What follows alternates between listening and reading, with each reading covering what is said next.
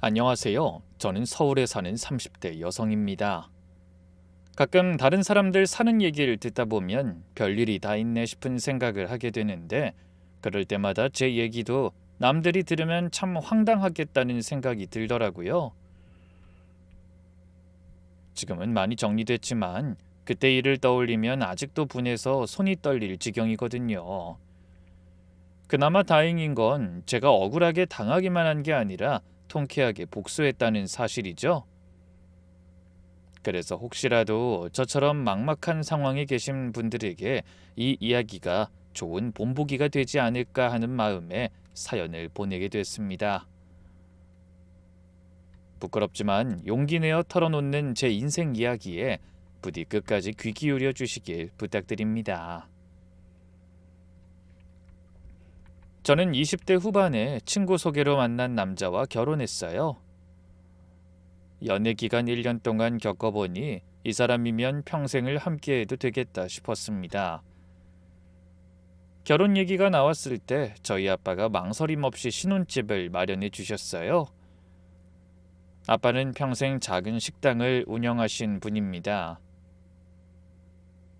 새벽 4시에 일어나서 재료 손질하고 밤 10시까지 가게 지키시고요. 그렇게 30년 넘게 일하셔서 모으신 돈이었죠. 솔직히 저희 집이 부자는 아니었거든요. 근데 아빠가 무리해서 34평 아파트 한 채를 마련해 주시며 이렇게 말씀하셨습니다. 지은아, 아빠가 해줄 수 있는 게 이것밖에 없구나. 이 집에서 행복하게 살아라. 아빠가 등기권리증 건네주시면서 하시는 말씀에 저는 펑펑 울었어요. 아빠는 식당에서 수십 년 일하느라 손이 얼마나 거칠었는지 몰라요. 그 손으로 칼질하고 뜨거운 불 앞에서 일해 평생 모은 돈을 전부 저한테 주신 겁니다. 시댁에서는 뭘 해줬냐고요? 아무것도요. 시어머니한테 그냥 예단비 조금 받은 거 말고는 없었어요. 그때 시어머니가 하신 말씀이 아직도 귀에 선하네요. 우리 아들이 오죽 잘났니? 너희 아버지도 잘난 사위 놓치기 싫어서 신혼집까지 떡하니 사주시는 거 아니겠어? 내가 자식 하나는 번듯하게 잘 키웠지.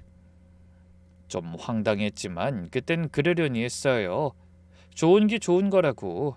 저는 아빠가 자식 잘 살라고 마련해 주신 집에서 그냥 행복하게 살면 되는 거라고 생각했죠. 헌데 본격적인 문제는 결혼 후에 시작됐습니다. 착실하고 다정한 줄 알았던 남편이 조금씩 달라진 겁니다. 아니 어쩌면 원래 그런 사람이었는데 제가 몰랐던 걸 수도 있겠네요.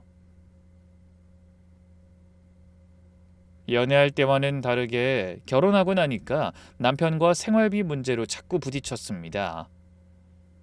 저희 남편은 건설회사 현장 소장이었는데 연애할 땐 월급이 적은 편은 아니라고 했거든요. 그런데 이상하게 결혼하고 나서는 늘 돈이 없다고 했어요. 요즘 경기가 안 좋아. 현장이 잘 안 돌아가서 월급도 깎였어. 처음엔 그 말을 믿었습니다. 진짜 경기가 안 좋은가 보네. 그렇다고 월급까지 깎이다니 큰일이다. 그렇게 생각했죠. 그래도 싫은 소리 한 번 안 했습니다. 남편 마음은 저보다 더 답답하고 안 좋을 것 같아 묵묵히 제 월급으로 살림을 꾸렸네요. 저도 작은 무역회사에서 격리 일을 했거든요. 월급이 많진 않았지만 아끼고 아끼면서 생활했습니다. 그렇게 1년쯤 지났을까요? 드디어 기다리던 아이가 생겼어요. 저는 너무 기뻤습니다. 물론 남편도 기뻐하는 것 같았고요. 이제 나도 엄마가 되는구나. 우리도 진짜 가족다운 가족이 되는 거야. 이런 생각이 들어 뿌듯했죠. 그런데 아이를 낳고 육아휴직에 들어가니까 상황이 달라졌어요.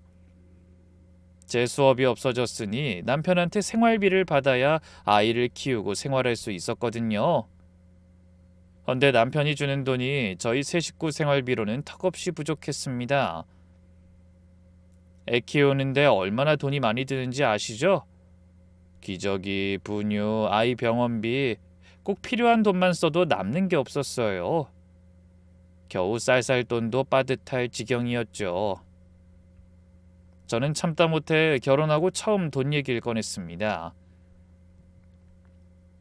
여보, 생활비 좀 더 보내줘. 지금 상태로는 살림하기가 너무 힘들어. 그런 제 말에 남편은 늘 한숨을 쉬었죠.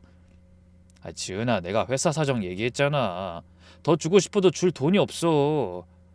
월급 오르면 더 줄게. 조금만 참아봐. 그러면서 맨날 허리띠 졸라매야 한다, 아껴 써야 한다, 그런 말뿐이었습니다.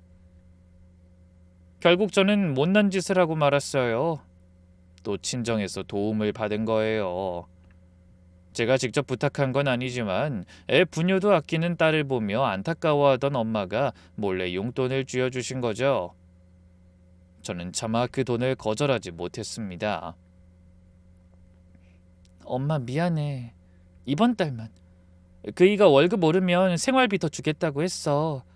요즘 건설 경기가 너무 안 좋은가 봐. 괜찮아. 원래 애 키우는 게 돈이 많이 들어.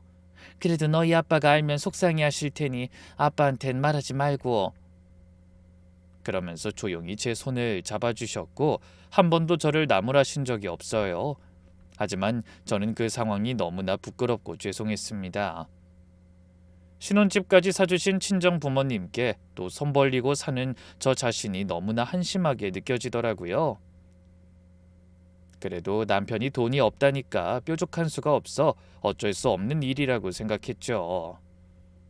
바로 그게 저의 가장 큰 잘못이었던 것 같습니다. 돈이 없다고 친정에 기대는 게 아니었는데 말입니다.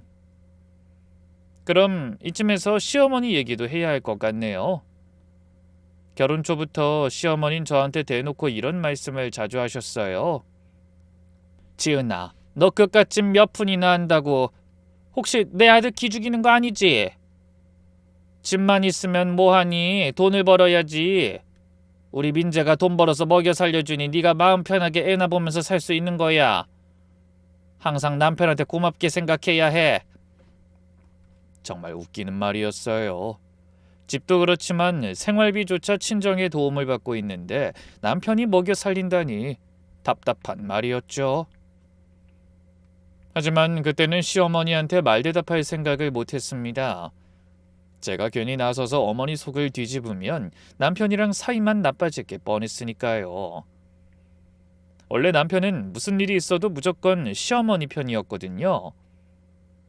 결혼 초에 제가 한번 서운하다고 말한 적이 있는데 불같이 화를 내더라고요. 야, 엄마가 다 며느리 걱정해서 하시는 말씀인데 새겨듣진 못할 망정 남편 앞에서 시어머니 욕을 해? 내가 너희 부모님 욕하면 좋겠냐? 그 다음부터는 시어머니 말씀에 서운한 게 있어도 그냥 입 다물고 대충 웃어 넘기게 됐어요. 남편과의 문제도 그랬죠. 가능하면 비위 맞춰주며 큰 소리 내지 않으려 했습니다. 남들도 결혼하면 다 그렇게 사는 줄 알았고 무엇보다 애 앞에서는 죽어도 싸우고 싶지 않더라고요. 그렇게 살다 보니 어느덧 결혼한 지도 7년이란 시간이 흘렀더군요. 아이도 훌쩍 자라 유치원생이 되었고 저도 진즉에 육아휴직을 끝내고 복직해 돈을 벌고 있었죠. 하지만 형편은 별로 나아지지 않았어요. 남편이 여전히 경기 핑계를 대며 간신히 주던 생활비마저 줄여버렸기 때문이죠. 그래서 저도 돈을 벌지만 여전히 생활은 빠듯하기만 했어요. 그래도 아이가 있어 참고 버텼습니다. 저를 보면 달려와 안기며 사랑한다고 속삭이는 아이를 볼 때나 남편이 아주 드물게 다정할 때면 그래도 행복하다는 생각도 들었어요. 그래, 뭐 이렇게 살다 보면 나아지겠지. 남들 사는 건 뭐 별거가 있겠어? 하지만 얼마 안가 그렇게라도 간신히 유지해 나가던 결혼 생활이 산산조각 나는 사건이 일어나고 말았네요. 어느 날 평범한 일상을 마치고 잠을 청하고 있는데 한밤중에 느닷없이 초인종이 울린 겁니다. 그것도 미친 듯이 쉬지 않고 울려댔죠. 남편은 투덜거리며 일어났어요. 누구야 이 시간에? 저도 불안한 마음에 따라 나갔습니다. 헌데 현관문을 여는 순간 저는 눈을 의심할 수밖에 없었어요. 시어머니가 서 계셨는데 모습이 말이 아니었던 겁니다. 머리는 잔뜩 헝클어져 있고 옷이 다 찢어져 있었어요. 심지어 얼굴에 멍자국까지 있더군요. 그런데 정작 놀랄 일은 그때부터가 시작이었습니다. 시어머니는 혼자가 아니었어요. 어머니 뒤로 엄청 화가 난 채 인상을 잔뜩 쓴 남자 3명이 서 있더라고요. 저와 남편이 놀라서 입을 떡 벌린 채 아무 말도 못하자 시어머니가 떨리는 목소리로 입을 여시더군요. 민재야, 어미 좀 도와다오. 그 말을 듣는 순간 저는 다리에 힘이 풀렸습니다. 뭔가 큰일이 터졌다는 걸 직감적으로 알 수 있었거든요. 역시나 그날 시어머니 입에서 나온 얘기를 듣고 하늘이 무너지는 줄 알았습니다. 여기서 어머니의 개인사에 대해 잠깐 말씀드릴게요. 남편이 중학생 때 사별하고 내내 혼자 사시던 어머니가 저희 아이가 4살 때 재혼하셨어요. 상대는 사업한다는 연하의 남자였는데 저희는 딱 한 번 결혼식 겸 상견례 자리에서 얼굴 본 게 전부였습니다. 어머니가 재혼 후에는 늘 바쁘다며 어버이날이나 생신에도 시댁에 오지 말라고 하셨고 연락도 뜸하셨거든요. 좀 걱정이 되긴 했지만 뒤늦게 신혼을 즐기시는 것 같아 저희도 크게 신경 쓰지 않았죠. 그런데 그날 갑자기 생각지도 못한 모습으로 나타난 어머니의 입에서 엄청난 말이 쏟아져 나온 겁니다. 글쎄, 그 재혼남의 권유로 시어머니가 지인들 돈을 끌어모아 코인에 투자했다는 거예요. 재혼남이 자기가 돈을 맡아 불려서 큰 돈을 벌어준다고 한 겁니다. 그렇게 모은 돈이 자그마치 10억이랍니다. 10억이요.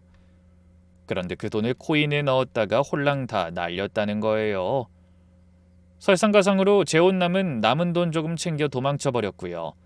그러니 피해자들이 전부 시어머니한테 돈 내놓으라고 몰려든 상황인 거죠. 민재야, 제발 나 좀 살려줘라. 저 인간들이 날 죽이겠다고 저렇게 때로 몰려들었어. 시어머니는 울면서 매달리셨고 멍하게 서 있던 남편이 어머니를 부축해서 안으로 들였습니다. 저는 무슨 영문인지 모른 채 넋놓고 그 모습을 지켜보고 있었고요. 그때 문 앞에 서 있던 남자 중 하나가 소리쳤습니다. 야, 황금자, 어딜 그냥 들어가? 도망치면 지구 끝까지 쫓아간다고 했지. 우리 돈 내놓고 가. 그 말에 남편이 얼른 나가 사람들을 진정시키더니 무슨 약속을 하는 것 같더라고요. 그러자 온갖 욕설이 난무하던 상황이 조금 진정되고 한참 만에야 사람들이 떠나는 발걸음 소리가 들렸습니다. 그리고 남편이 들어와 황급히 문을 잠갔어요. 그게 바로 지옥 같은 시간의 시작이었습니다. 그날 이후로 저희 집과 가족은 빚쟁이들의 먹잇감이 되었어요. 피해자들이 끊임없이 매일 찾아왔거든요. 낮이고 밤이고 그런 것도 없었어요. 그냥 시도 때도 없이 찾아와 현관문에 사기꾼이나 날강도 같은 말을 잔뜩 써놨습니다. 그래서 엘리베이터도 집 앞 복도도 온통 시뻘건 글씨로 도배가 되어버렸죠. 경비 아저씨가 애써 지워놔도 다음 날이면 또 써놓고 갔어요. 초인종도 하루에 수십 번씩 울렸습니다. 새벽 3시든 4시든 아랑곳 없었죠. 고작 6살 된 저희 아이가 매일 밤 악몽을 꿨습니다. 엄마 무서워. 나쁜 아저씨들이 또 와. 괜찮아, 꿈이야. 엄마가 안아줄게. 걱정하지 말고 얼른 자. 그렇게 아이를 안고 달래면서 저도 같이 울었어요. 이게 대체 뭐 하는 건가 싶더라고요. 우리가 뭘 잘못했다고 이런 일을 겪어야 하는 거지? 이건 사는 게 아니야. 물론 경찰에 신고도 해봤죠. 그래도 별 소용이 없었습니다. 자기 돈 잃고 눈이 뒤집혀 찾아오는 사람들 무슨 수로 맞겠어요? 우리가 괜히 찾아와? 당신 시부모가 우리 돈을 가져갔으니 오는 거 아니야? 지난번에 그 여자아들이 자기 엄마 대신 다 갚아줄 테니 걱정하지 말라고 큰 소리 쳤다니까? 법적으로 해결하려면 우리는 뭐 방법이 없는 줄 알아? 뭐 그냥 당신 시어머니 콩밥 먹게 해버릴까? 그렇게 말하면서 욕하고 악을 썼어요. 당연히 저는 일에 집중할 수 없었고 혹시나 흥분한 사람들이 아이한테 해코지라도 할까봐 불안에 떨어야 했죠. 아파트 이웃 주민들의 원성도 하늘을 찔렀어요. 궁지에 몰린 저는 점점 미쳐가는 기분이었습니다. 하지만 정작 이 모든 사건을 일으킨 장본인, 바로 저희 어머니는 아들네 집에 눌러앉아 태연하게 TV를 보며 뒹굴었어요. 그렇게 끔찍한 일주일이 지났습니다. 하지만 시간이 지날수록 상황은 나아지긴커녕 점점 더 악화됐어요. 기다리다 못한 피해자들이 이젠 아예 대놓고 행패를 부렸거든요. 현관문을 발로 차고 욕설을 퍼붓고 심지어 문 앞에 오물을 뿌려놓기도 했습니다. 그러다 하루는 집에 들어가는데 달걀이 날아오기도 했어요. 간신히 얼굴은 피했지만 몸에 맞아 코트가 온통 달걀 범벅이 되어버렸죠. 저는 너무 놀라서 무릎이 꺾여 바닥에 풀썩 주저앉았습니다. 저도 저지만 아이의 고통이 더 심해졌어요. 밤마다 울면서 깨고 유치원에 가기 싫다고 떼를 썼습니다. 엄마, 친구들이 우리 집 앞에 빨간 글씨 있다고 놀려. 나쁜 사람들이 사는 집이래. 우리 가족은 다 도깨비래. 그 말 듣는 순간 가슴이 칼에 베이는 것 같더군요. 고작 6살짜리가 무슨 죄라고. 친구들한테 그런 소리를 들어야 하는지 억장이 무너졌습니다. 결국 저는 견디다 못해 남편한테 애원했어요. 여보, 제발 어머니 다른 데 모시자. 아니면 어디 잠깐이라도 피해 계시라고 해. 이러다 애가 진짜 병나겠어. 그런 남편은 뭐라고 했는지 아세요? 엄마를 어디로 보내? 지금 나가시면 저 사람들한테 맞아 죽어. 너 지금 시어머니 돌아가시라고 고사 지내냐? 그럼 우리 애는? 잠깐만 참아. 엄마 문제만 해결되면 괜찮아질 일이잖아. 잠깐만? 이게 잠깐 찾아서 해결될 일이야? 저는 더 이상 못 참겠다고 했어요. 이러다 진짜 가정이 무너지겠다고요. 그랬더니 남편이 갑자기 이상한 말을 하더라고요. 안 되겠다. 그럼 이 집 팔자. 저는 귀를 의심했습니다. 뭐라고? 뭘 팔아? 이 집 팔자고. 내가 알아보니까 지금 집값이 많이 올라서 잘하면 8억 가까이 받을 수 있겠더라. 그 몇 년 사이에 부동산 가격이 엄청 올랐어. 얼마나 다행이냐. 집 팔면 엄마 빚 갚고 급한 불은 끄지. 저는 어이가 없어 아무 말도 못하고 한참을 남편 얼굴만 쳐다봤습니다. 처음엔 농담인가 싶었거든요. 하지만 남편의 표정은 진지했어요. 웃음기 하나 없이 너무 진지해서 소름이 끼칠 정도였죠. 저는 이를 악물고 소리치듯 말했습니다. 여보, 이 집은 아빠가 우리 신혼집 하라고 사주신 거야. 잊었어? 그런 제 말에 오히려 남편이 황당하다는 듯 코웃음을 치며 답했어요. 그러니까 우리 사주신 거니까 우리가 알아서 쓰면 되잖아. 신혼집으로 잘 썼으니 이젠 진짜 필요할 때 요긴하게 쓰면 되지. 그게 무슨 말도 안 되는 소리야. 집을 팔면 우린 어디로 가고 애랑 길바닥에 나앉자는 말이야? 그건 월세 보증금만 빼놓으면 되지. 회사 상황 나아지면 다시 열심히 모아 전셋집으로. 저는 말 같지도 않은 소리를 더 듣고 있을 수 없어 남편의 말을 끊으며 소리쳤어요. 그게 말이 돼? 결혼하고 7년 넘게 계속 나빠지기만 한 회사 상황이 갑자기 좋아질 것 같아? 그리고 이 집 팔아봐야 어머니 빚 다 갚지도 못해. 그럼 나머진 어쩔 건데? 당신이 뭐 좀 모아놓은 거라도 있어? 제 말에 남편이 인상을 구기며 대답했죠. 내가 돈이 어딨어. 월급 제대로 안 나와. 생활비 주기도 힘든 거 알면서 그딴 소리야? 나 염장 지르려고 일부러 그러는 거냐? 그러니까 하는 말이잖아. 그렇게 땡전 한 푼 없다면서 무슨 수로 월세는 낼 건데. 지금 내가 버는 걸로는 우리 세 식구 먹고 사는 것만도 벅차. 그래서 어쩌자는 거야. 뭐 엄마 그냥 모른 척해? 야, 나도 아까 말했잖아. 이 집 장인어른이 신혼집 하라고 사주신 거라고. 네가 결혼 안 했으면 이 집 사주셨겠어? 나랑 결혼했으니까 사주신 거잖아. 그러니 나도 엄연히 권리가 있지. 어차피 집은 부부 공동재산인 거 몰라? 공동재산이라니. 이건 우리 아빠가 엄연히 내 명의로. 야, 무식한 소리 하지 마. 이 집 우리 혼인신고하고 나서 등기 쳤거든? 혼인기간에 생긴 재산은 다 공동재산이야. 모든 재산은 부부한테 똑같이 권리가 있는 거라고 몰랐냐? 남편이 팔짱을 끼고 차갑게 말했습니다. 싫으면 이혼해. 어차피 이 집 절반은 내 거니까. 이혼하고 재산을 나누자고. 뭐야? 순간 머리를 세게 한 대 얻어맞은 것처럼 멍해졌어요.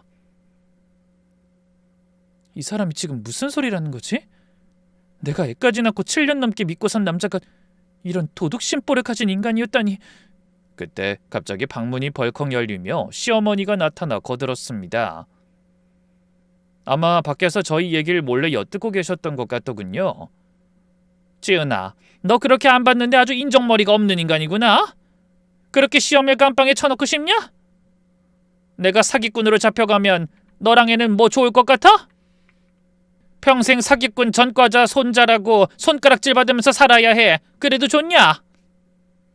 어머니는 뭐가 그렇게 당당한지 미안해하긴커녕 저를 나무라셨어요. 이럴 때 가족이 힘을 합쳐야지. 집 하나 파는 게 뭐 그리 대수라고 큰 소리야. 그깟쯤 너희 아버지가 식당 몇 년 더 해서 하나 더 사주면 되는 거 아니냐? 저는 너무 놀라서 말문이 막혔습니다. 그깟집이라니. 저희 아빠가 제 신혼집 사주시려고 30년을 하루같이 새벽에 일어나 뼈 빠지게 일하신 돈을 다 쏟아부었는데 어떻게 그런 말을 할 수 있는지 도무지 이해가 안 됐어요. 그 돈이 어떤 돈인데. 아픈 허리를 파스로 달래가며 병원비도 아껴서 모으신 돈이었죠. 근데 그걸 몇 년 더 하면 된다며 대수롭지 않게 말하는 얼굴이 너무 뻔뻔해 보여 치가 떨렸습니다. 그러니까 지금 저희 아빠가 사주신 집 팔아 어머니 빚 갚고 아빠한테 집을 또 받으라는 말씀이세요? 지금 제가 제대로 들은 게 맞아요? 그래, 자식 나눠 가진 사이면 가족인 거야. 가족끼리 도우라는 게 뭐 잘못된 말이냐? 그리고 사람 나고 돈 났지 돈 나고 사람 나? 시어미가 죽게 생겼는데 넌 이딴 집이 더 중요하다 이거냐고. 버는 사람이 좀 쓰는 게 당연한 거 아니야? 그걸 지금 말이라고 하세요? 제가 말씀을 안 드려서 그렇지 저 회사 못 가고 집에 있는 동안 친정에서 계속 용돈 받아서 생활했어요. 근데 그것도 모자라 제 명의로 사준 집까지 팔아 어머니 빚을 갚으라고요? 전 그렇게는 못해요. 제 말이 끝나기가 무섭게 남편이 짜증 섞인 목소리로 말했어요. 그럼 어쩔 건데. 무서워서 못 살겠다며. 나 외아들이야. 근데 이 상황에 엄마를 버리란 말이야? 난 도저히 그렇게는 못하겠다고. 그러니까 지금 할 수 있는 방법은 이 집을 파는 수밖에 없다는 말이잖아. 다른 방법이 있으면 네가 말해봐. 뻔뻔한 모자의 공격에 저는 말문이 막혀버렸습니다. 하지만 그 와중에도 끝까지 집은 못 팔겠다고 버텼죠. 자기는 자식돌이 하겠다며 저한텐 친정아빠가 힘들게 사준 집을 팔아버리라니 어이가 없었어요. 그동안 생활비도 제대로 못 주는 무능한 남편 때문에 부모님 등골 빼먹은 것도 면목 없는데 도대체 양심이란 게 없는 인간 같더라고요. 그렇게 조금도 의견을 조율하지 못한 채 시간이 지나며 상황만 더 나빠졌어요. 매일매일 피해자들이 찾아오고 아이가 울고 집안이 난리였죠. 그런데 며칠 뒤 남편이 이런 말을 하며 서류 한 장을 내밀었습니다. 야, 너 당장 여기 사인해. 이게 뭔데? 눈이 있으면 보일 거 아니야. 부동산 매도 나한테 일임한다는 위임장. 제발 더는 기운 빼지 말고 빨리 처리해서 엄마 도와주고 우리도 사람답게 좀 살자. 그 인간들이 어떻게 알았는지 이제 우리 현장까지 찾아온다고. 뭐라고? 저는 허공에 대고 헛웃음을 터뜨린 뒤 그 서류를 주워들고 냅다 찢어버렸습니다. 싫어. 절대 안 해. 아니 못해. 남편의 얼굴이 일그러졌어요. 야, 너 지금 장난해? 지금이 얼마나 급한 상황인지 몰라? 그게 내가 만든 상황이야? 내가 왜 우리 아빠가 피땀 흘려 사준 집을 팔아서 남의 빚을 갚아줘야 하는데. 남? 너 말 그렇게 정 떨어지게 할 거야? 내가 뭘? 그럼 그게 어머니 빚이지 내 빚이야? 내가 어머니 빚내서 코인 투자하라고 했어? 난 아무것도 몰랐잖아. 저도 결혼하고 거의 처음으로 남편한테 크게 소리쳤어요. 그랬더니 남편은 보란듯이 더 크게 외쳤죠. 그래, 뭐 끝까지 그렇게 나오시겠다? 좋아. 그 말과 동시에 남편이 벌떡 일어섰어요. 싫으면 이혼해. 이혼하고 법대로 나누면 절반은 내 건 거 알지? 저는 언뜻 그 말뜻이 이해되지 않아 멍해졌습니다. 지금 이혼하자는 거야? 그리고 집값 반을 내놓으라고?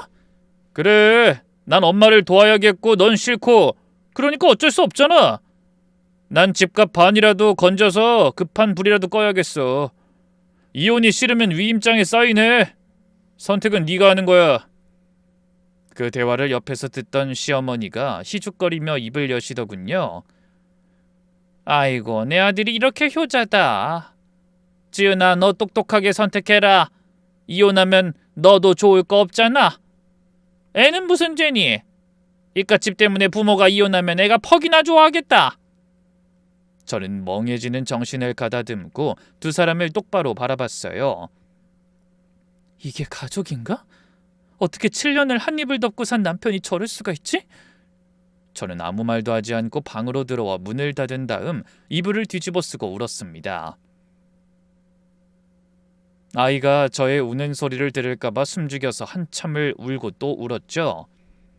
그리고 며칠 후 남편은 제가 이혼을 거부하고 위임장에도 서명하지 않자 진짜로 이혼 소송을 시작했습니다. 빨리 정리해야 엄마 빚 더 안 불어나. 질질 끌수록 갚아야 할 사채 이자만 늘어난다고.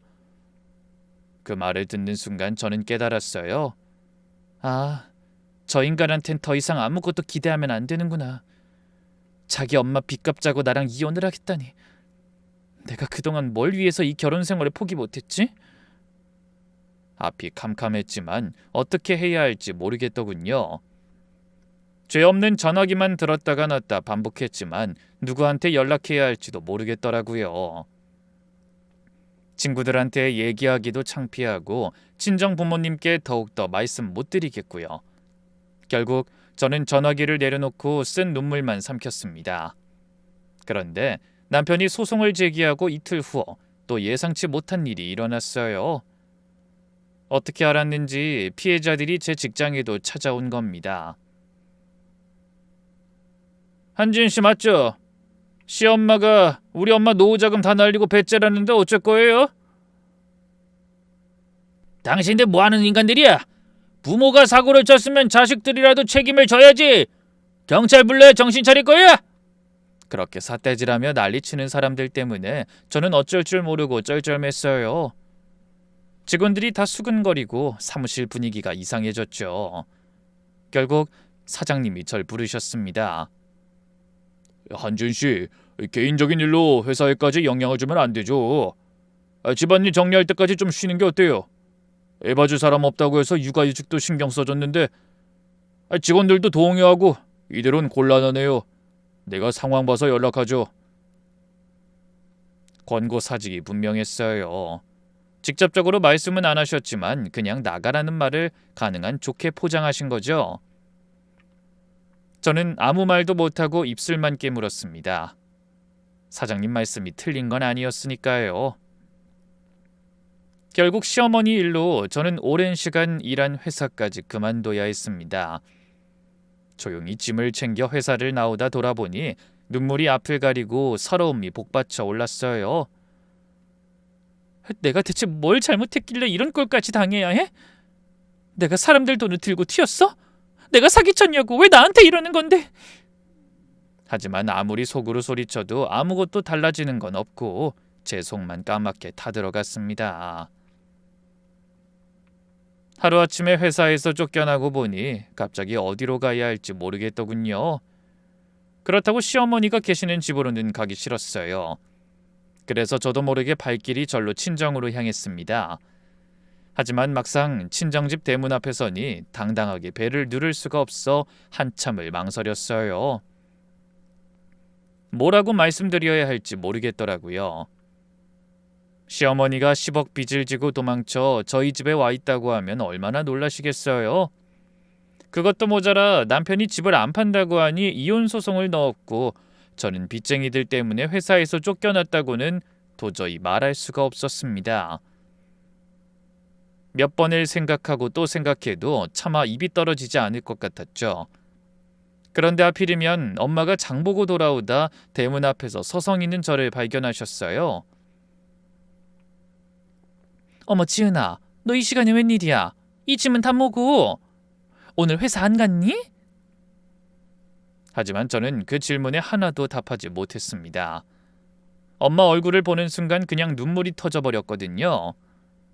엄마? 저는 엄마한테 안겨서 엉엉 울었습니다. 30 훌쩍 넘어 애엄마가 된 딸이 길바닥에서 친정엄마한테 안겨 아이처럼 울어버린 거예요. 엄마는 당황한 기색이 역력하셨지만 일단 저를 안아서 등을 토닥이며 집으로 데려가셨죠. 그래서 저는 거실에 앉아 따뜻한 물 한 잔 받아들고 겨우 감정을 추슬렀습니다. 그리고 한참 만에야 그간의 일을 모두 털어놨어요.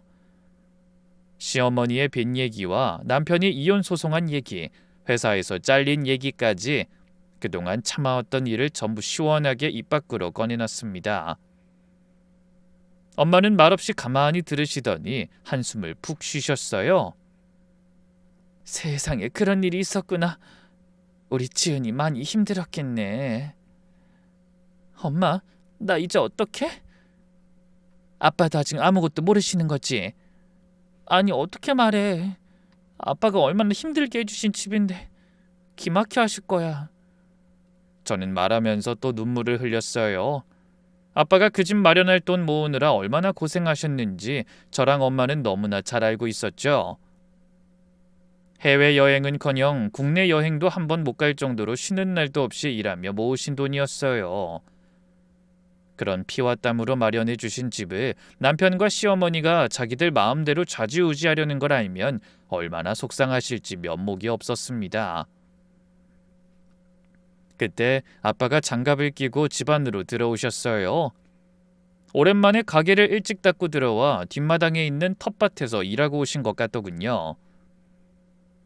지은이 왔네. 연락도 없이 웬일로? 아빠가 제 얼굴을 보시더니 말씀을 다 잊지 못하고 표정이 굳어지셨어요. 지은이 울었니? 무슨 일 있어?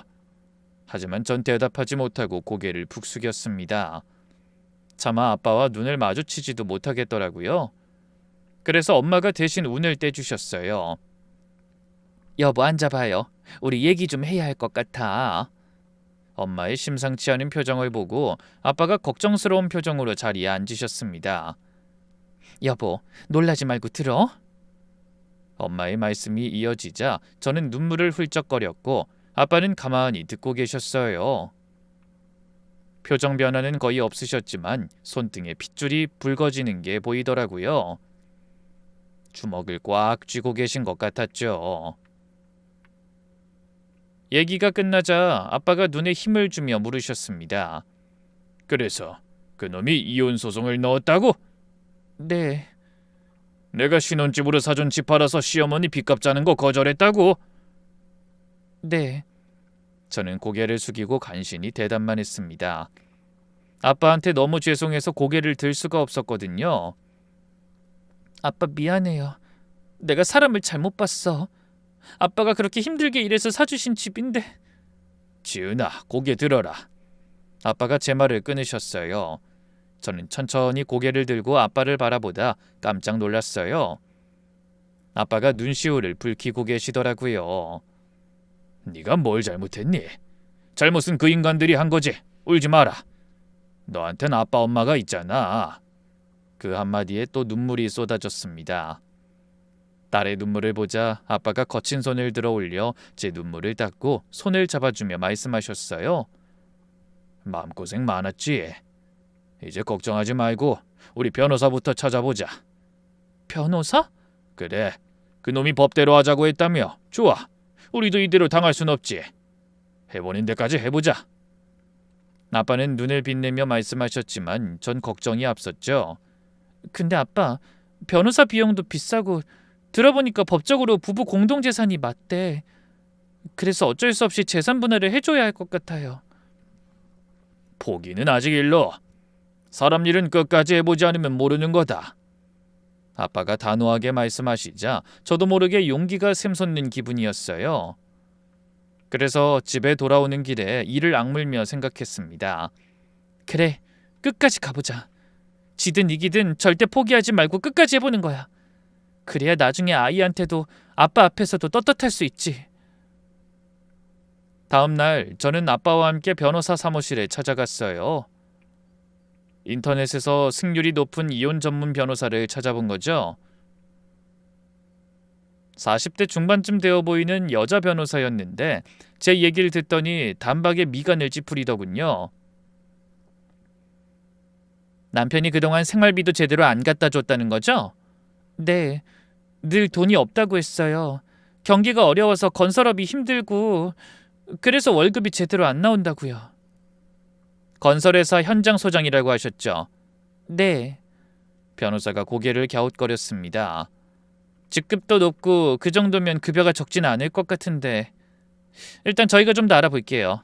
차근차근 준비해서 어떻게든 이겨야죠. 그 말을 들으니 조금 희망이 생기더군요.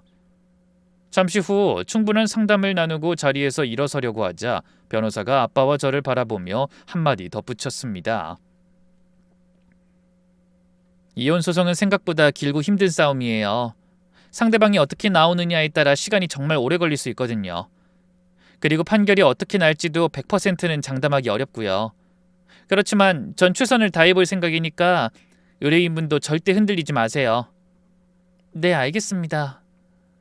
저는 입술을 깨물며 다짐하듯 대답했습니다. 변호사 사무실을 나오며 아빠가 말씀하셨어요. 지은아, 그래도 희망이 전혀 없진 않은 것 같다. 저 변호사 믿음이 가. 그렇지? 나도 그래요, 아빠. 넌 힘들겠지만 집에 가서 그 인간들이 무슨 생각을 하는지 잘 살펴봐라. 맘 같아서는 애 데리고 우리 집에 와 있으라고 하고 싶지만 변호사가 이혼 전에 집을 나오면 소송에 불리하다니까 잠깐만 참아보자. 알았어요, 아빠. 걱정하지 마. 나도 이제 예전의 내가 아니니까. 아빠 앞에서 기운 없는 모습을 보이고 싶지 않아 일부러 목소리를 높였지만 솔직히 속으론 여전히 불안했어요. 변호사가 싸워볼 만하다고는 했지만 결과가 어떻게 될지 모른다고 했으니까요. 혹시나 지면 어쩌지? 정말 아빠가 피 같은 돈으로 산 집의 권리를 절반이나 그 인간한테 넘겨야 하는 건가? 그날 밤도 여전히 저는 쉽게 잠들 수가 없었습니다. 빚쟁이 때문이기도 했고 이혼 소송에 대한 불안감 때문이기도 했죠. 결국 그날도 새벽 3시가 넘어서 간신히 눈만 붙였네요. 그렇게 불안한 마음으로 재판 날짜를 기다렸습니다. 그 와중에도 변호사한테 가끔 연락이 왔어요. 여러 가지 정보를 알아내고 자료 준비를 잘 하고 있으니 걱정하지 말라는 말이었죠. 그리고 남편과 시어머니가 꼬투리 잡을 일을 만들지 말고 가능한 한 조용히 지내라고도 하더군요. 그러더니 마지막으로 이런 말도 했어요. 지은 씨, 조금만 더 힘내요. 아마 좋은 소식이 있을 거예요. 하지만 전 그런 변호사의 말이 단순히 의뢰인을 안심시키기 위한 인사 정도라고 생각했어요. 그래서 반신반의하며 불안한 마음을 감추기 위해 애썼습니다. 그리고 드디어 대망의 재판날이 다가왔어요. 저는 아빠랑 같이 법원에 갔습니다. 솔직히 말하면 마음을 비운 상태였어요. 변호사가 희망적인 얘기를 하긴 했지만 자세한 얘기를 들은 게 아니라 그냥 큰 기대를 안 하는 게 덜 실망하는 방법이라고 생각했거든요. 그런데 법정으로 들어가려다 복도에서 남편을 마주쳤습니다. 같은 집에서 살지만 서로 각방을 쓰고 있어 제대로 얼굴 본 게 한참 된 것 같았죠. 이혼 소송을 시작하며 저는 내내 아이의 방에서 잤거든요. 저를 본 남편은 무척 자신만만하고 여유로운 표정이었어요. 그 얼굴을 무시하고 법정에 들어서니 방청석에 앉은 시어머니도 절 보더니 코웃음을 치셨습니다. 왔니? 우리 제발 빨리 끝내자. 아무리 발버둥 쳐봐야 소용없으니까. 하지만 저는 그 말을 보기 좋게 무시하며 자리에 앉았어요. 심장이 두근거리고 손에 땀이 났지만 애써 태어난 척하려 노력했습니다. 모든 사람이 자리에 앉자 곧 판사가 들어와 재판의 시작을 알리며 이렇게 말했죠. 먼저 원고 측 재산분할 청구 내용을 말씀하세요. 남편 측 변호사가 자리에서 일어났어요. 혼인 중 취득한 부동산에 관해 공동재산으로서 절반의 권리를 주장합니다. 모든 재산은 똑같이 나눠야 합니다. 그 말에 남편이 고개를 끄덕이며 저를 흘겨보더군요. 저는 갑자기 가슴이 답답해지는 것을 느끼며 고개를 숙였습니다. 틀렸어. 결국 아빠가 사주신 집을 지키지 못하고 절반 뺏기는 건가? 그때 저희 변호사도 일어서더니 당당한 태도로 또박또박 의견을 말했습니다. 재판장님, 원고 측 주장에 동의합니다. 저는 깜짝 놀라서 변호사를 바라봤습니다. 재산 분할에 동의한다니 그건 저를 위한 변호가 아니었어요. 방청석에 앉은 사람들뿐 아니라 남편과 그 변호사도 어리둥절한 표정을 짓더라고요. 하지만 변호사의 말은 거기서 끝이 아니었어요. 모든 재산을 똑같이 나누자는 원고 측 주장에 따라 피고 측에서도 재산 분할을 청구합니다. 그 말에 판사가 묻더군요. 피고 측 재산 분할 청구 내용이 무엇입니까? 그러자 저희 변호사가 서류 뭉치를 제출하며 놀라운 말을 꺼내는 게 아니겠어요? 원고 송민재 씨가 은닉한 재산에 대한 분할 청구입니다. 변호사의 말이 떨어지자 법정이 마구 술렁였습니다. 제가 재빨리 고개를 돌려 살펴보자 남편의 얼굴이 딱딱하게 굳는 게 보였어요. 그때 판사가 눈을 크게 뜨고 저희 변호사에게 묻더군요. 은닉한 재산이라니 원고 측에 그런 게 있었나요? 그 말에 변호사가 자신만만한 얼굴로 고개를 끄덕이며 설명을 이어갔습니다. 원고는 5년 전 혼인 2년차 당시에 강원도 인근 토지를 약 2억 원에 매입했습니다. 변호사의 말을 들었지만 전 이해가 되지 않았어요. 땅이라니, 그것도 결혼 2년 차에 남편이 강원도에 땅을 샀다는 사실을 처음으로 알게 된 겁니다. 그 당시 남편이 뭐라고 했었는지를 떠올려봤어요. 요즘 경기가 안 좋아서 월급이 많이 깎였어. 미안해. 당분간 생활비 많이 주기 힘들 것 같다. 그러면서 생활비라고 하기도 우스울 만큼의 돈을 보내왔어요. 그래서 저는 돈을 쥐어짜듯 생활하다 결국 친정의 도움을 받아 애를 키우고 살림했습니다. 그런데 그때 남편이 땅을 샀다니 도저히 믿어지지 않았어요. 하지만 그런 변호사의 말이 터무니없다는 듯 남편이 벌떡 일어서며 소리쳤습니다. 땅이라뇨? 전 그런 거 모릅니다. 지금 제 이름으로 된 재산은 아무것도 없다고요. 그러자 저희 변호사가 차갑게 웃으며 말했어요. 네, 그렇죠. 그 땅은 현재는 원고 명의가 아닙니다. 그제야 남편이 안도하는 표정을 지으며 고개를 끄덕였죠. 그러니까요. 내 재산 아니라니까. 하지만 방심은 금물이었어요. 저희 측 변호사가 또 반격했거든요. 전 어디까지나 현재는 그렇다는 겁니다. 그러면서 다른 서류를 꺼내 펼쳐보며 말을 이어갔어요. 강원도 토지는 원래 원고 송민재 씨 명의였습니다. 매입 당시 원고 명의로 등기됐고 5년간 원고가 소유했습니다. 근데 최근에 이상한 일이 일어났죠? 변호사의 말이 이어지자 그때까지 여유가 느껴지던 남편의 얼굴이 하얗게 변하는 게 보였습니다. 하지만 거침없는 변호는 계속됐어요. 그 토지의 명의가 바뀐 날짜가 언젠지 아십니까? 바로 원고가 이혼 소송을 제기하기 일주일 전입니다. 법정이 다시 술렁이었고 변호사의 음성에 더욱 자신감이 실렸습니다. 원고가 이혼 소송을 앞두고 본인 명의의 토지를 급하게 제3자에게 명의 이전한 겁니다. 새로운 명의자는 원고의 사촌동생 송재혁 씨입니다. 그 순간 남편이 벌떡 일어나 소리쳤어요. 그건 그냥 사촌동생한테 판 거예요. 불법 아닙니다. 하지만 저희 변호사는 조금도 흔들림 없이 서류를 꺼내 보이며 대답했습니다. 하지만 매매대금 지급 기록에 수상한 점이 많더군요. 원고가 받은 돈은 토지 매도 자금이라고 보기엔 터무니없이 적은 금액입니다. 매도의 형식으로 눈속임했지만 거의 무상으로 명의만 이전한 거죠. 더구나 그 금액 역시 명의 이전 며칠 전에 원고가 송재혁 씨에게 미리 송금한 금액이었어요. 그러니까 쉽게 말해 원고가 자신의 돈을 사촌 동생에게 미리 보냈다가 며칠 후에 토지를 팔아서 받는 돈인 척 하면서 그 돈을 다시 돌려받은 겁니다. 변호사의 말이 끝나자 판사가 남편을 바라보며 엄하게 물었죠. 원고 측 이에 대해 해명하세요.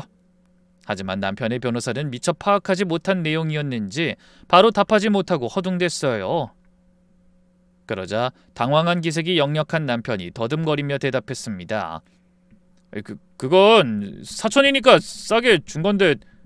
그 말에 변호사가 피식 웃으며 종이 한 장을 꺼내들었어요. 그래서 저희가 원고가 매수인이라고 주장하는 송재혁 씨를 직접 만나봤습니다. 여기에 송재혁 씨의 진술서가 있습니다. 뜻밖의 말을 들은 남편의 얼굴에서 핏기가 가시는 게 보였지만 변호사는 아랑곳 없이 진술서를 읽어내려가기 시작했어요.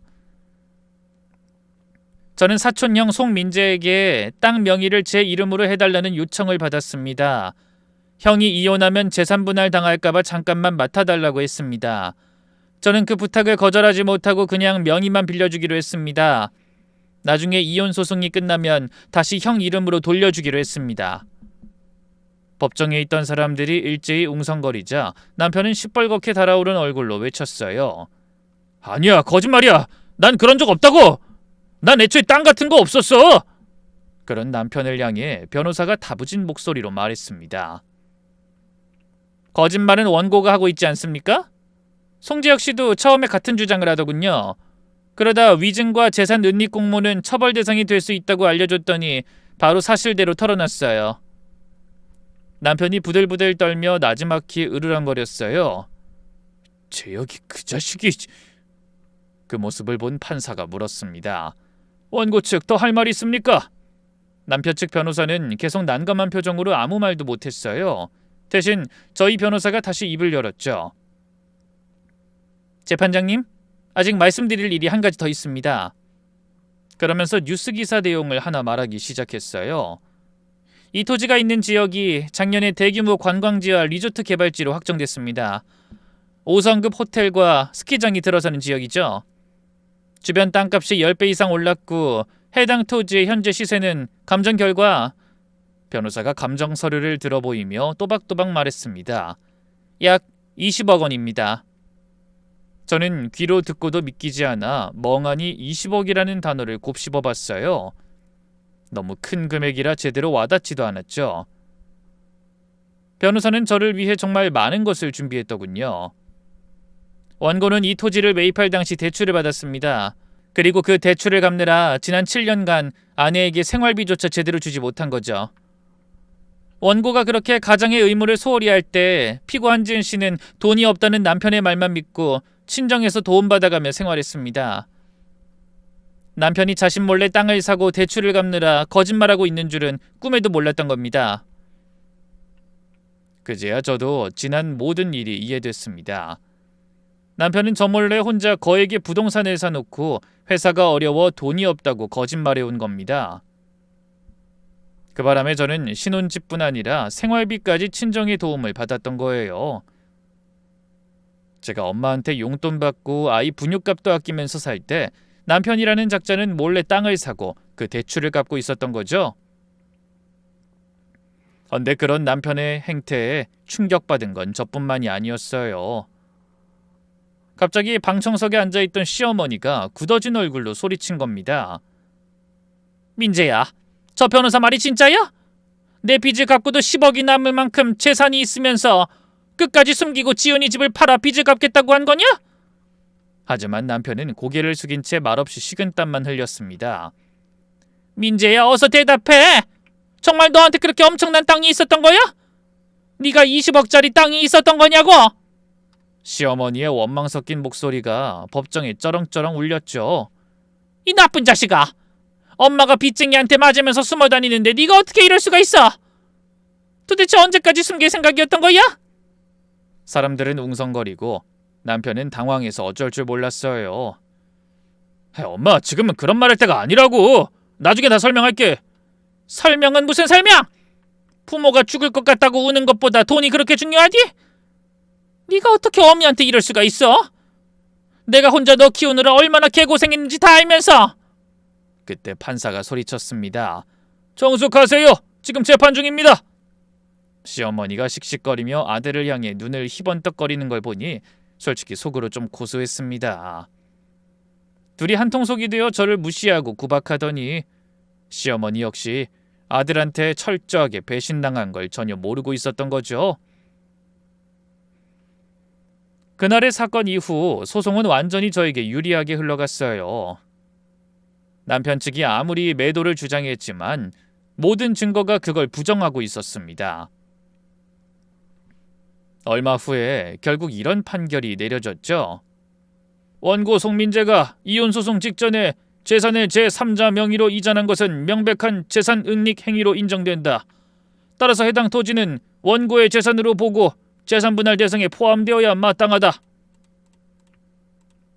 그 말을 들은 남편은 사색이 된 얼굴로 땅이 꺼져라 한숨을 쉬었지만 판결은 이어졌어요. 또한 원고의 악의적인 재산 은닉 행위의 부당함을 고려하여 재산분할 비율을 원고 측 토지 20억에 대해 피고에게 70%, 원고에게 30%를 배분한다. 그 판결에 저와 부모님, 남편이 동시에 깜짝 놀랐습니다. 그때 변호사가 옆에서 작은 목소리로 설명해 주더군요. 재산 은닉이 인정되면 분할 비율에서 불이익을 받아요. 그래서 제가 사촌동생 증언을 받아낸 거예요. 정리하면 의뢰인분 아파트 8억의 절반인 4억은 남편에게 줘야 하지만 남편 측 토지 20억의 70%인 14억은 의뢰인분에게 귀속되는 거예요. 상계하면 오히려 남편이 의뢰인분께 10억 원을 지급해야 하는 거죠. 10억이요? 저도 모르게 소리를 꽥 지르고 말았습니다. 그도 그럴 게 집을 빼앗기는 게 아닐까 하고 마음 졸였는데 되려 10억을 받게 됐으니 어떻게 흥분하지 않을 수 있겠어요? 그때 남편이 벌떡 일어났어요. 그건 너무합니다, 재판장님. 하지만 판사는 표정에 조금의 변화도 없이 냉정하게 말했습니다. 원고가 재산을 숨기지 않았다면 이런 판결은 나오지 않았을 겁니다. 재산 은닉은 이혼 소송에서 가장 중하게 다뤄지는 사안입니다. 결국 남편은 넋이 나간 듯 힘없이 주저앉았어요. 그러더니 갑자기 미친 사람처럼 소리치기 시작했습니다. 이혼 취소요. 나 이혼 안 해. 취소한다고. 하지만 전 동요하지 않고 조용히 말했어요. 당신이 먼저 소송 넣었잖아. 이젠 내가 이혼을 간절히 원해. 그러니까 절대 취소할 일은 없어. 그렇게 재판은 끝났지만 남편은 제 뒤를 졸졸 따라와 무릎을 꿇으며 비굴할 정도로 매달렸어요. 지은아, 내가 잘못했어. 제발 한 번만 용서해줘. 전 그런 남편을 내려다보며 이를 갈듯이 말했죠. 용서? 뚫린 입이라고 그런 말이 나와? 7년 동안 생활비 쥐어짜면서 내가 어떤 기분으로 살았는지 알아? 나한테 맨날 죽는 소리에서 친정에까지 손 벌리게 해놓고 너는 마누라 몰래 대출까지 받아서 땅을 샀어? 그러고는 어머니 빚은 나더러 갚으라고 그렇게 들볶은 거냐고? 네가 인간이야? 남편이 대답하지 못했어요. 난 아이 분유값 아끼려고 옆 동네까지 1시간에 걸어가서 장보고 아이 아플 때 병원비 없어서 엄마한테 몰래 돈도 빌렸어. 근데 당신은 그때 땅 사고 신나서 대출을 갚고 있었던 거잖아. 맨날 입으론 자식 노릇하겠다더니 어머니 빚 갚고도 남을 재산을 가지고 있으면서 땡전 한 푼 없는 척 사촌 이름으로 명의까지 빼돌려? 그래놓고 그 빚을 왜 우리 아빠가 사준 집으로 갚으래? 지은아, 내가 다 잘못했어. 알았어, 내가 그거 팔아서 엄마 빚 갚을게. 그러니까 우리 제발 이혼만은 다시 생각하자. 애를 생각해서라도. 닥쳐! 아이 얘긴 하지마. 당신이 애한테 뭘 해줬는데 애 먹을 거 사주라고 생활비 한번 넉넉하게 준 적 없는 인간이 어디 감히 애 얘기를 꺼내. 당신은 부모 자격도 남편 자격도 이젠 아들 자격도 없는 인간이야. 너 혼자 그 땅 팔아 얼마나 잘 살려고 했는진 모르겠지만 넌 한마디로 망한 거야. 여보, 제발 이러지 마. 됐어. 이미 이혼 판결 났어. 내 인생에 다신 너랑 부부로 엮이는 일은 없을 거야. 그렇게 냉정하게 돌아서다 생각을 바꾸고 다시 뒤돌아섰습니다. 그리고 남편을 향해 활짝 웃으며 말했죠. 아 참, 그래도 고맙다는 말은 해야겠지? 그동안 악착같이 벌어서 그런 좋은 땅 사줘서 고마워. 그 덕에 나도 하루아침에 10억을 손에 넣게 됐네. 그동안 당신 마누라로 살면서 고생한 위자료라고 생각하고 고맙게 쓸게. 나한테 아무리 매달려도 달라지는 건 없으니까. 그 시간에 가서 충격받은 너희 어머니나 잘 달래드려. 그러고 돌아서는 속이 동치미를 한 사발 들이켠 것처럼 뻥 뚫리는 기분이었습니다. 그렇게 우여곡절 끝에 이혼이 확정되고 저는 아빠가 사주신 아파트를 온전히 지켜낼 수 있었어요. 거기다 덤이라고 표현하기엔 너무나 큰 10억이라는 거액을 손에 쥐게 됐습니다. 전 남편은 결국 땅을 팔아 저한테 돈을 주고 남은 돈으로 시어머니의 빚을 갚았다고 하더군요. 어머니가 아들에게 속았다고 길길이 날뛰고 난리였던 모양이더라고요. 결국 전 남편은 땅도 잃고 집도 잃고 마누라와 아이도 잃고 심지어 직장도 잃었답니다. 저와 소송을 벌이며 정신없을 때 빚쟁이들이 현장으로 계속 들이닥치는 바람에 잘린 거죠. 그래서 그 나이에 일용직을 전전하며 사는 모양이었어요. 따로 갈 곳도 없어 자기 어머니와 함께 산동네 월세방에 들어가 여름엔 더위와 겨울엔 추위와 싸우며 지낸다고 합니다. 반면에 저는 남편에게 받은 거액으로 편안한 인생을 살고 있어요. 비록 회사는 그만두게 됐지만 친정 근처로 이사해서 작은 꽃집도 열고 아담한 아파트를 구해 아이와 행복한 제2의 인생을 시작했죠. 아빠가 저를 위해 사주셨던 집은 월세를 놓아 다달이 짭짤한 수입도 얻고 있네요. 이렇게 평화로운 나날을 보내며 가끔 드는 생각이 있어요. 만일 남편이 집을 팔아 빚을 갚자고 했을 때 모든 걸 포기하고 그 말을 따랐다면 어떻게 됐을지 생각만 해도 끔찍합니다. 집을 팔아 빚을 다 갚고 나면 전 어차피 버림받았을 거예요. 저와 평생을 함께할 남자라면 뒤로 딴주머니 차며 생활비 안 갖다 주는 짓은 하진 않았을 거라는 생각이 들었거든요. 하지만 다행히 저에게는 용기를 낼 수 있도록 도와준 부모님과 현명한 변호사를 만나는 행운이 따랐죠.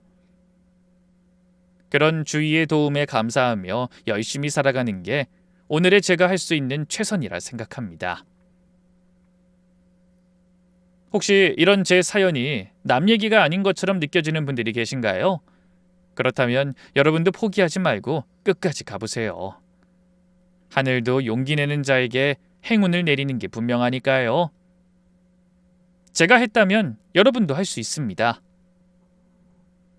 그럼 긴 사연에 함께해 주신 분들에게 감사의 마음을 전하며 저는 이만 인사드리겠습니다.